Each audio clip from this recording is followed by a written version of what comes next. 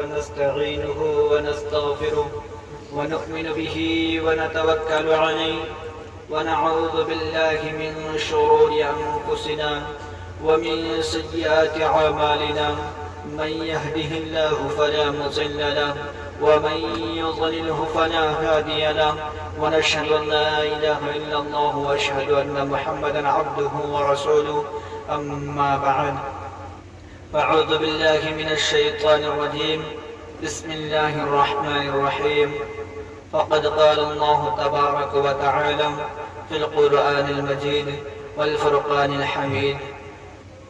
محترم حضرات، میں آپ حضرات کے سامنے چند منٹ یا چند ٹائم آپ لوگ کا لوں گا. انشاءاللہ کوشش کروں گا کہ حقوق والدین پر خطاب کرنے کا چند منٹ عنوان پیش کروں گا.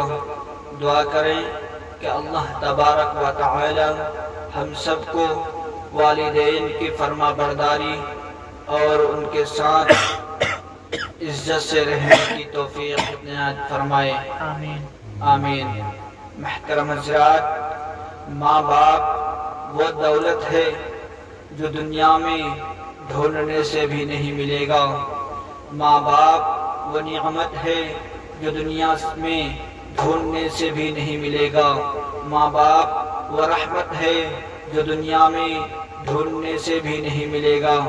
ماں باپ ایک فرشتہ جیسا ہے. ماں کی دعا جنت کی ہوا برابر ہے.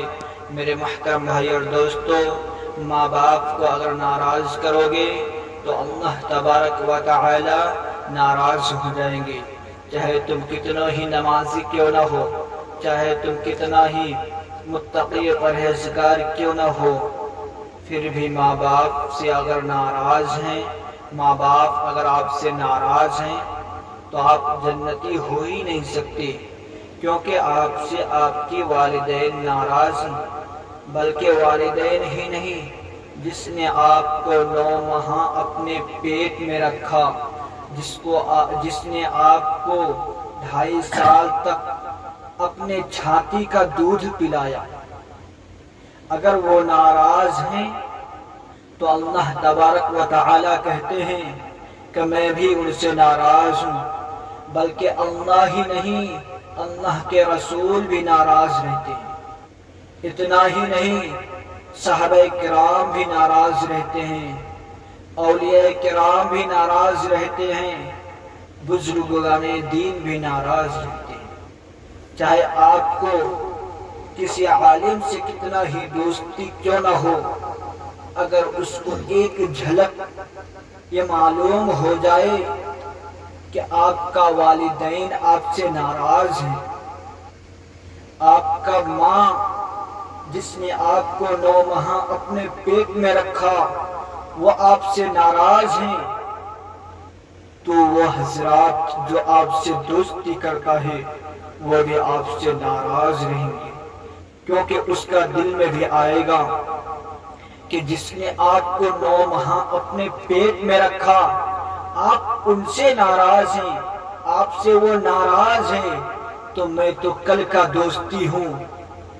میں کس کھیت کا مولی ہوں جس نے 9 ماہ اپنے پیٹ میں رکھا، اس کا تو نے دل توڑ دیا، تو میں کل سے آپ کا فرینڈ ایک ساتھی بنا ہوں، میرا بھی دل توڑ سکتی ہوں. اس میں کوئی شک نہیں ہے، کیونکہ جس نے 2.5 سال تک اپنے چھاتی کا دودھ پلایا، اس کا دل توڑ دیا، تو میں تو ایک کل کا ساتھی، کل کا فرینڈ ہوں، میرا بھی دل توڑ سکتی ہو. اس لیے محترم بھائی اور دوستو، ماں باپ ایک بڑی دولت ہے. ایک بار ہم لوگوں کو سبق پڑھاتے پڑھاتے ہمارے استاد ایک کہانی بتلا رہے تھے کہ مسجد میں ایک امام صاحب جمعہ کے وقت تقریر کر رہے تھے، تو ایک نوجوان ماں باپ کا بہت ہی فرما بردار تھا، جو ماں باپ کے ساتھ اٹھتا تھا، بیٹھتا تھا، ماں باپ کو کھانا کھلاتا تھا اپنے ہاتھوں سے ماں باپ کو اپنی لقمائیں کھلایا کرتے تھے۔ تو امام صاحب نے تقریر میں یہ کہہ دیا کہ والدین کا حق زندگی میں کبھی کوئی انسان کر ہی نہیں سکتا۔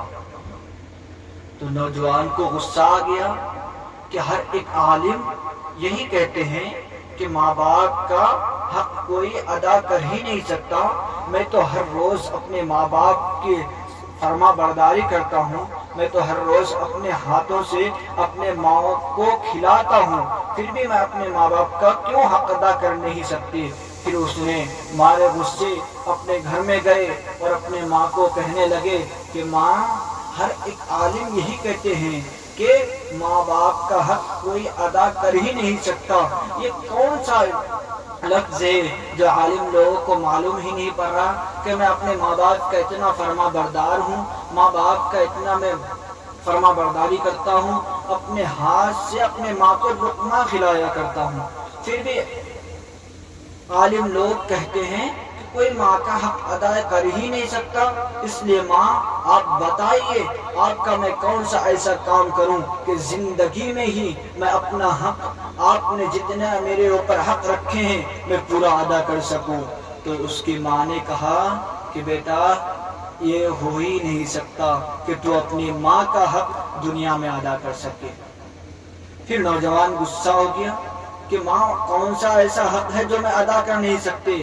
تو پھر ماں نے کہا ٹھیک ہے، جب تم اپنا ماں کا حق ادا کرنے کے لیے تلے ہو تو ایک بات سنو، آج رات تو میرے ساتھ سوئے گی، آج رات تو میرے ساتھ سوئے گی، پھر تیرا ماں کا حق ایک ہی دن میں ادا ہو جائے گا۔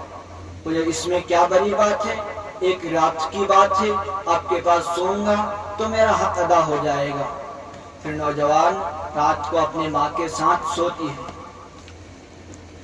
جب اس نوجوان فل نیند میں آ جاتے ہیں تو اس کے ماں اس کو اشارے سے ہلا کر بولتے ہیں بیٹا پانی لے کے آؤ۔ پھر نوجوان ماں کا حق ادا کرنا تھا، پھر دوڑتا ہوا گیا، گلاس میں پانی لے کے آیا۔ اس کی ماں نے 2 گھونٹ پانی پی کے تیسرا گھونٹ پانی اس کے بستر میں بکھیر دیا۔ نوجوان غصے کے مارے میں بول رہا، کیا ماں، 2 گھونٹ تو پانی پی، تیسرا گھونٹ بستر میں بکھیر دی؟ کہاں ماں کا حق ادا کرنا ہے؟ کہاں ٹھیک ماں کا حق ادا کرنا ہے۔ پھر نوجوان وہاں سیٹ ہو کر سو گئے۔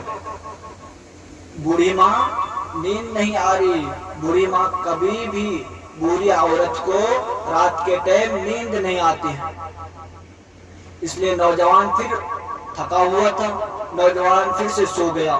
پھر اس کی ماں اٹھائے، بیٹا پانی لے کے آؤ۔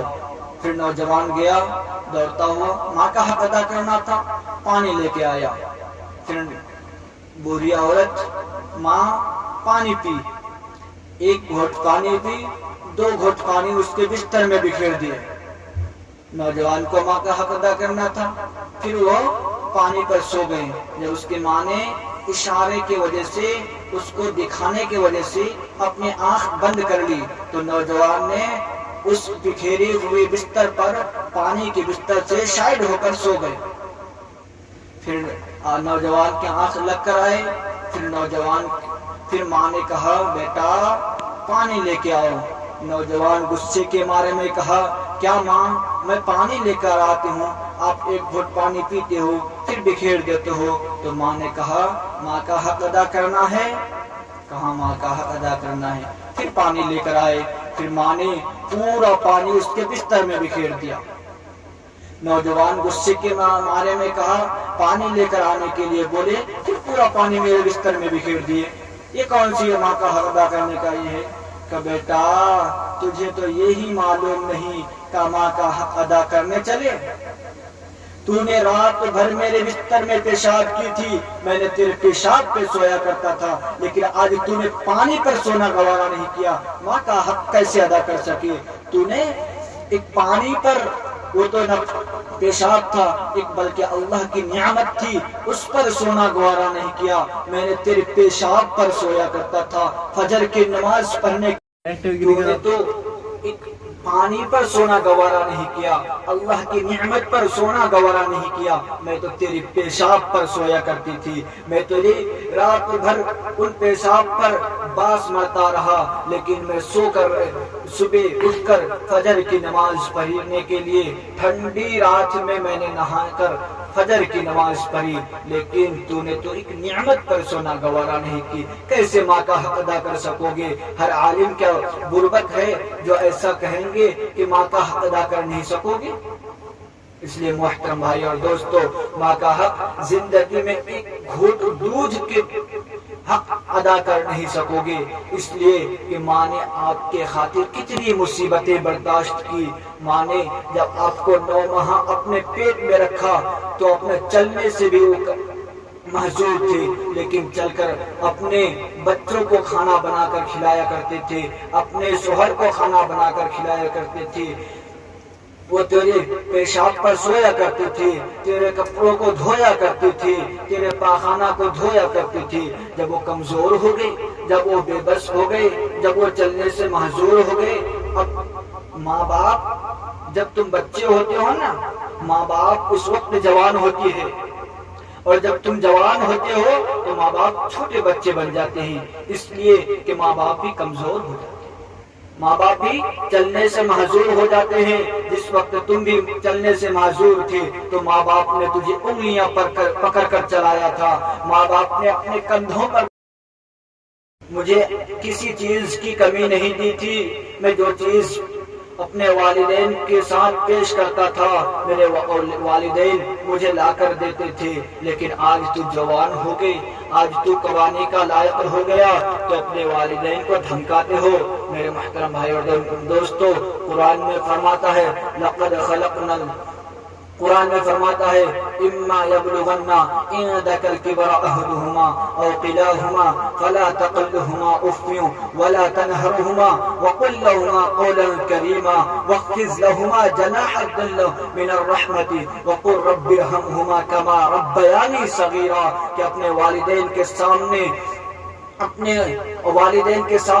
اپنے عاجزی کا بازو بچھا دو، نہ کہ تم اس کو اف تک بھی کہو، بلکہ اگر وہ بوڑھاپا میں آ کر بھی تمہیں ڈانٹے، تمہیں مارے، کیا تب بات کہہ دے کہ تمہیں اف تک بھی نہیں کہنا، کہ تمہیں اف تک بھی نہیں کہنا۔ اس لیے قرآن میں فرماتے ہیں اما یبلغن عندک الکبر احدہما او